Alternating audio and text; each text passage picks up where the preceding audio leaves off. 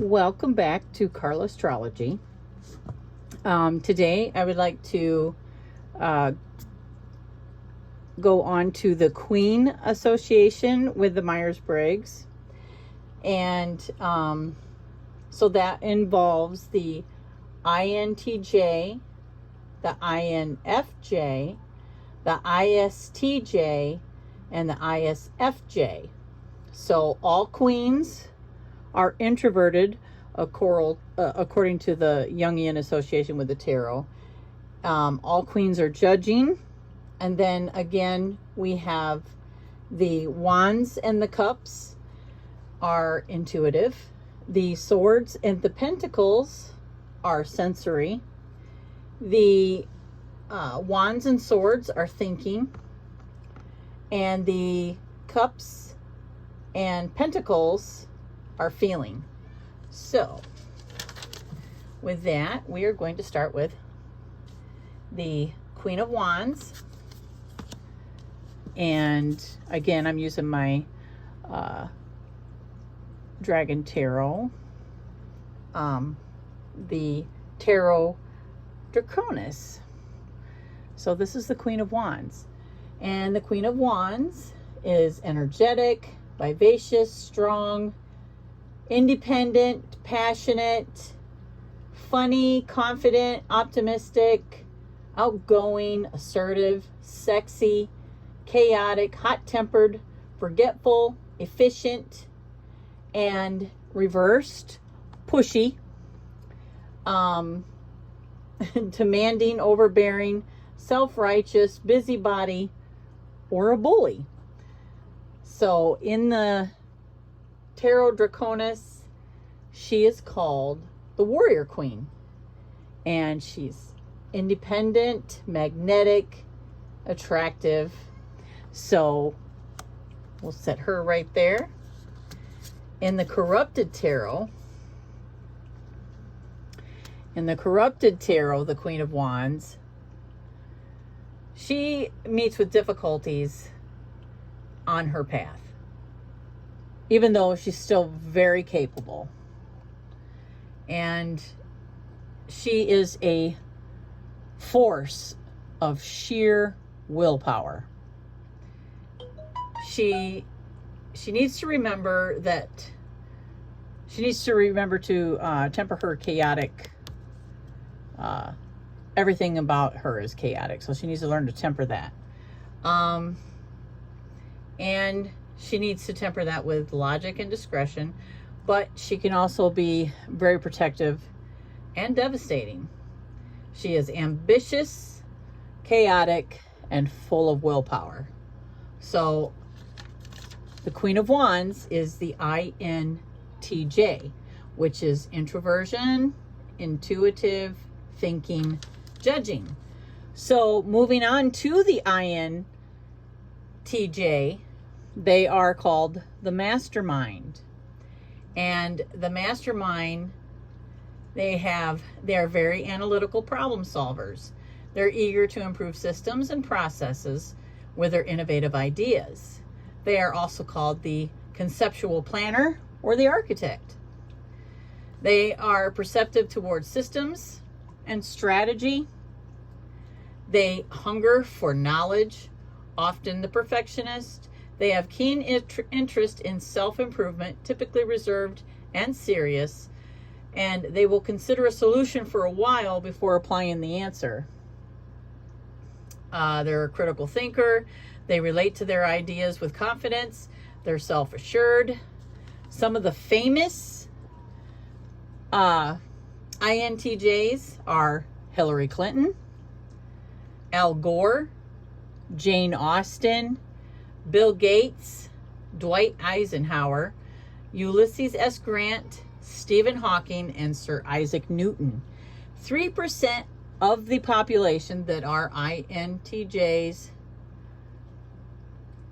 are men, or 3% of the population, and 1% are women of the INTJs. So their strengths are, they are very strategic, they're innovative, they're determined, willing to learn. And their weaknesses are superiority, emotional distance, perfectionism, and imbalance. So we're going to move these. Sorry, my phone, I'm actually using my iPad today. My phone, for some reason, the camera on it really, well, it won't focus. So it really sucks, and I need to just get a new camera and not worry about trying to use my phone every time. So with that, we are moving on to the INFJ. And guess who is an INFJ? Me. Okay, so my Draconis Tarot, Queen of Cups, and he or she is mature, emotional, feminine, loving, warm, sensitive, kind, happy, intuitive, romantic, loyal, faithful, shy, easily wounded, pretty, daydreamer, psychic. In reverse, she is emotional, immature, insecure, lacking trust and direction. So in the Draconis Tarot, she is the queen of the aurora. She's emphatic, intuitive. She's an empath, and she's wise. So in the Corrupted Tarot, the ocean is very treacherous there. Although it's calm on the surface, there are festering emotions and toxicity. So the contents of that chalice are covered and kept for the safety of others. I relate to that. Primordial rage could be unleashed when this woman is out of balance. So the Queen of Cups is associated with the INFJ. And the INFJ is typically called the counselor. And the INFJ is very creative. She nurtures with personal integrity and drive to help others reach their own potential. She's, again, creative and dedicated with talent for helping others with original solutions for their personal challenges. She's very emphatic and empathetic. She senses others' feelings and emotions. She has a strong ability to read people.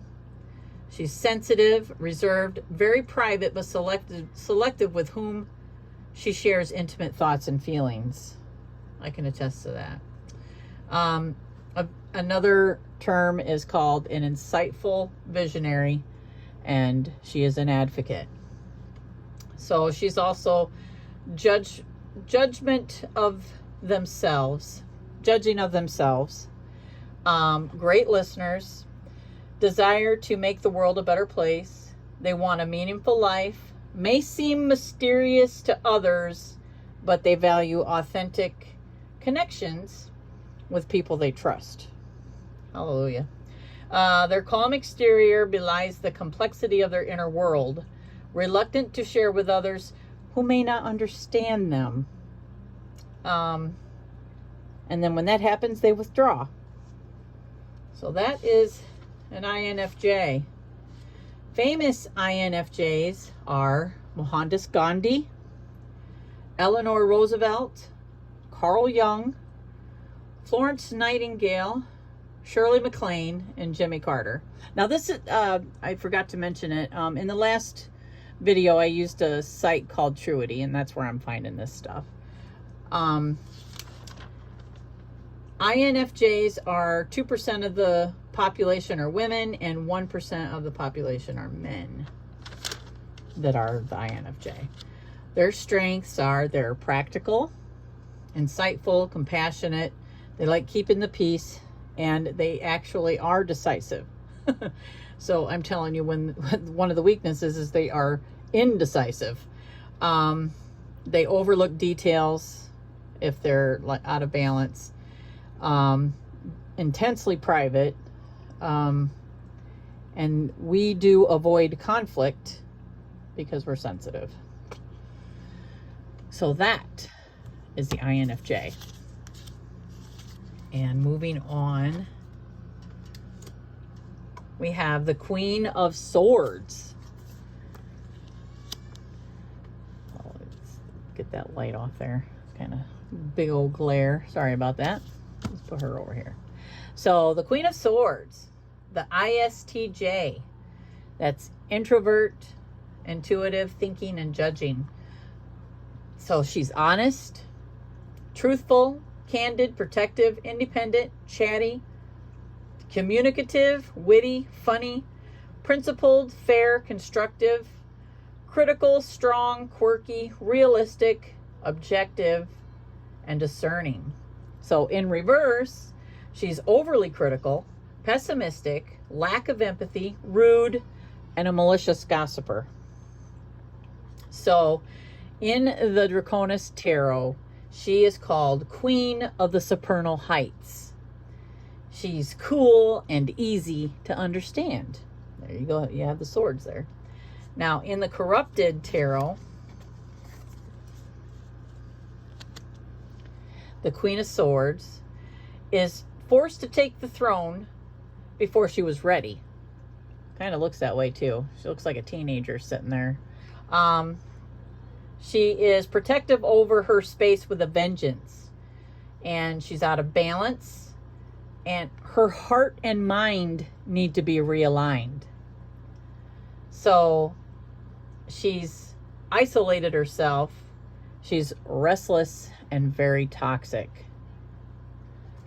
So that kind of says a lot, doesn't it? That's the ISTJ. So the ISTJ is called the Inspector. ISTJs are responsible organizers, driven to create and enforce order within systems and organizations or institutions. They're neat and orderly, inside and out, reliable and dutiful. They like to uphold tradition and follow regulations. They're steady, productive, introverted but rarely isolated, and they know where they belong in life.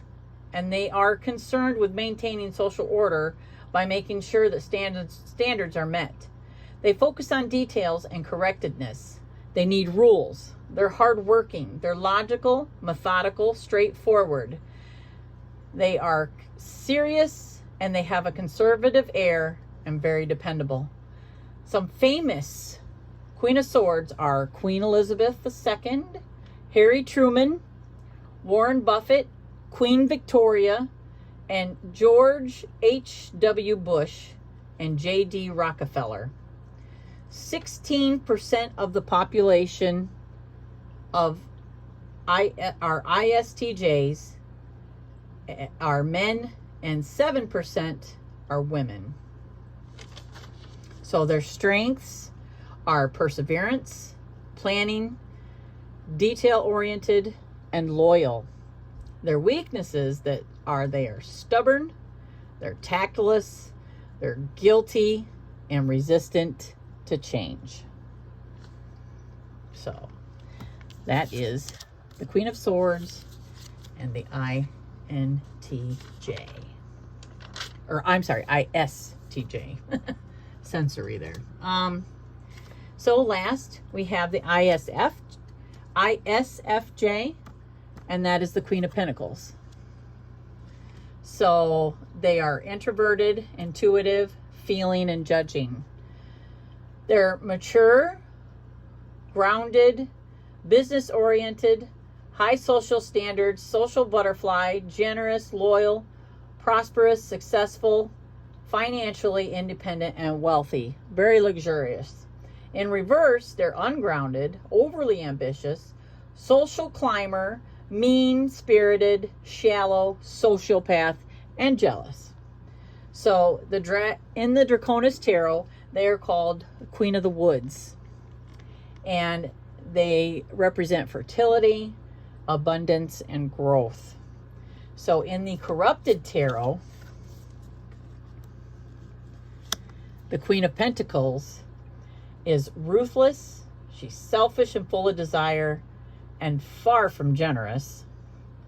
She has become cruel and covetous, I think I'm saying that right, and selfish with the gifts that she possesses. And she's very extravagant. So she goes from being generous to hoarding all that stuff.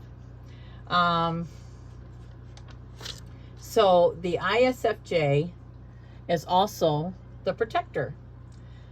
So the ISFJ is industrious. They like to undertake a lot of stuff. They're loyal to traditions. They're practical. They're compassionate, caring, motivated to provide and protect. They are conventional, grounded, steady, committed workers, focused on fulfilling deadlines or duties. They're reliable, trustworthy. They value each relationship. They want harmony, and they are connected to people that they can rely on. They are humble and assuming. They rarely call attention to themselves. They're modest. They can be reserved around new people, and they are very compassionate listeners. Famous ISFJs are Aretha Franklin, Mother Teresa, Beyonce, and Laura Bush. 19% are women, and 8% are men. So their strengths are that they're practical, they're hardworking, supportive, and true to their word. Their weaknesses are that they are resistant to change. They're too altruistic, and they will, or should I say they're too altruistic. They will stay even if they know they should leave. And they take things too personal, and they overload themselves. So that's it. That's it. So don't forget to take that test and check out what your archetype is according to the Meyer Briggs. And like my previous video, I did the kings. Those are all extroverted, and now we're at the queens, which are introverted. So the next one will be knights. So, and then after that, pages, and that's it. So, and that will cover all 16 personality types. So thank you for joining me today, and I hope everybody had a good week. I know today's Sunday, rest and all that good stuff, and lots of love and light and blessings to all of you. And if you haven't subscribed, please subscribe, and I'll see you at the next video. Thank you for watching.